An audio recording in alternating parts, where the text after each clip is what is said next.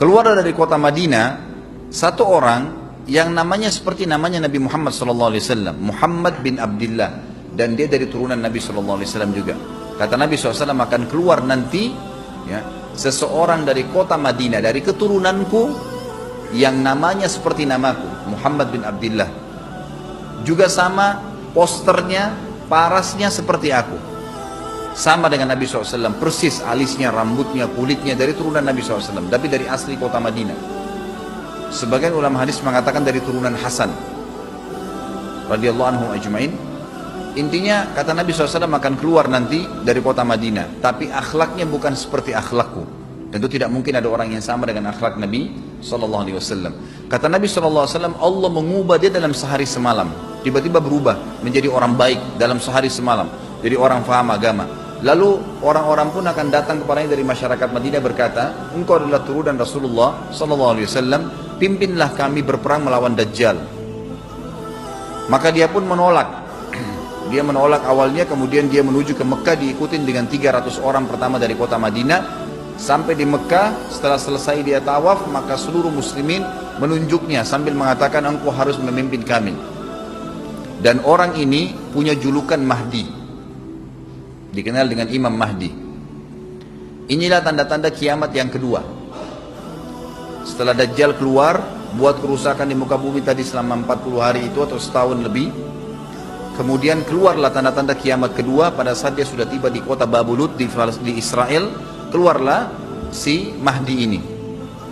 Pada saat dia tiba di Mekah, dibaiatlah oleh banyak kaum muslimin, tidak disebutkan jumlah pasukannya, maka terbentuklah pasukan jihad yang mengejar Dajjal menuju ke Palestina.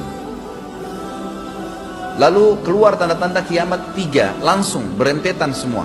Pada saat pasukan Imam Mahdi dengan pasukan jihad itu tiba di Darul Bayda namanya, menara kota putih yang ada menara putihnya, dan itu sekarang di negeri Syam, tepatnya di Damaskus, ibu kota Syria. Sebagian ulama mengatakan Masjid Jami' Syam, karena memang menaranya berwarna putih. Hadis menyebutkan di menara itulah, di masjid itulah Imam Mahdi mampir sholat asar bersama pasukannya, dan sudah dekat. Syam, negeri Syam, masuk di dalamnya wilayah itu adalah Israel, ya sekarang Palestina, kemudian Syria, dan ini masjid ada di Syria, di Damaskus. Pada saat itulah datang tanda-tanda kiamat besar yang ketiga, yaitu turunnya Nabi Isa alaihissalam. Kata Nabi SAW dalam hadis Bukhari, hadis Muslim, hadis Sahih semuanya, dikatakan Isa alaihissalam akan turun sambil memegang kedua sayapnya malaikat, dan dari rambutnya yang basah meneteskan air, dan semua muslimin waktu itu menyaksikan, yang masih hidup zaman itu menyaksikan, dan ini wahyu, penyampaian, pasti terjadi. Maka dia pun turun, lalu kemudian dia masuk, dan orang-orang pada saat itu mengenalnya kalau dia adalah Isa, dan mereka sudah tahu ini masanya, turunnya, keluarnya Dajjal, ini Mahdi sudah ada, mereka tahu akan turun Isa, sudah ada informasi seperti saya sampaikan ke Bapak Ibu sekarang, itu multi muslimin di zaman itu sudah tahu semua. Maka Isa pun alaihissalam waktu itu dipersilakan oleh Mahdi untuk jadi imam, maka dia pun mengatakan tidak, imam dari kalangan kalian. Dan kata Nabi SAW, ini kemuliaan bagi umat ini, karena Nabi sholat di belakang umat ini. Semestinya kalau ada Nabi, pasti Nabi jadi imam, tidak mungkin digantikan oleh manusia biasa. Tapi waktu itu Imam Mahdi menjadi imam dan Nabi Isa sholat di belakangnya. Baik, sholatlah mereka, kemudian mereka menuju ke Palestina. 3 tanda-tanda kiamat sekaligus terjadi. Pada saat menuju ke Palestina, tiba di pintu gerbang Babulut.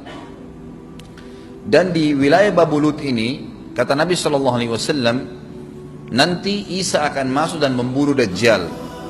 Dan setelah membunuh Dajjal, maka seluruh pengikut Dajjal dari kaum Yahudi akan bersebaran sembunyi di bawah batu dan pohon. Semuanya batu dan pohon itu akan berbicara kepada setiap pasukan mujahidin, berkata, wahai muslim, ini Yahudi di atas saya atau di bawah saya. Batu bilang ini Yahudi yang sembunyi, yang pohon mengatakan, wahai muslim, ini Yahudi, bunuhlah dia. Maka dibunuhlah orang-orang Yahudi tersebut yang menjadi pengikut Dajjal oleh kaum muslimin, kecuali satu pohon, namanya pohon Garqat. Ringkas cerita adalah Nabi Isa alaihissalam akhirnya tiba dengan pasukan mujahidin di depan pintu gerbang Babulut. Kemudian orang-orang Yahudi tidak kenal, tidak tahu Nabi Isa, tidak tahu tentang yaitu Mahdi. Mereka belum tahu ini. Mereka berbangga-bangga saja. Lalu mereka berkata kepada Dajjal, ada pasukan, segelintir pasukan yang mau menyerang kita. Dajjal mengatakan, bukakan pintu gerbang. Mereka tidak akan mampu melawan kita, karena pasukannya mereka banyak memang. Maka Dajjal dengan sombongnya menunggu di depan pintu gerbang. Pada saat dibuka, Dajjal kaget melihat ada Isa alaihissalam. Dan pada saat itu kata Nabi SAW, Dajjal faham kalau sudah tiba ajalnya. Begitu melihat Isa alaihissalam, dia lari dan badannya sambil meleleh di depan para pengikutnya. Lalu Isa alaihissalam mengejarnya, mengatakan, wahai musuh Allah, saatnya kau akan menemui ajalmu. Lalu ditusuklah dengan tombak emas di antara dua matanya, maksudnya di dahinya, ditusuk oleh Isa alaihissalam dan matilah Dajjal. Pada saat Dajjal mati, pengikutnya pada ketakutan semua. Mereka anggap Dajjal Tuhan, mereka anggap Dajjal orang yang perkasa lah, orang yang kebal lah, beragam macam kelebihan. Mereka kaget pada saat mati, maka bertebaranlah mereka dan akhirnya mereka sembunyi di bawah pohon dan batu.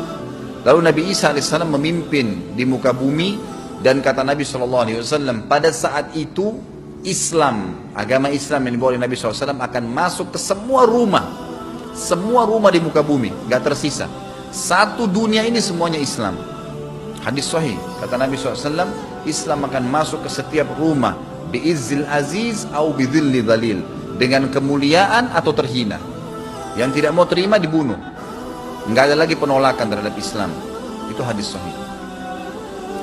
Maka Nabi Isa alaihissalam memimpin pada saat itu, disebutkan dalam hadis 40 tahun dengan ketenangan menerapkan hukum Islam. Kata Nabi SAW, bagaimana awal umat ini bisa sesat sementara aku yang pimpin, dan bagaimana akhir umat ini bisa sesat sementara yang pimpin mereka Isa dengan menjalankan hukum-hukumku.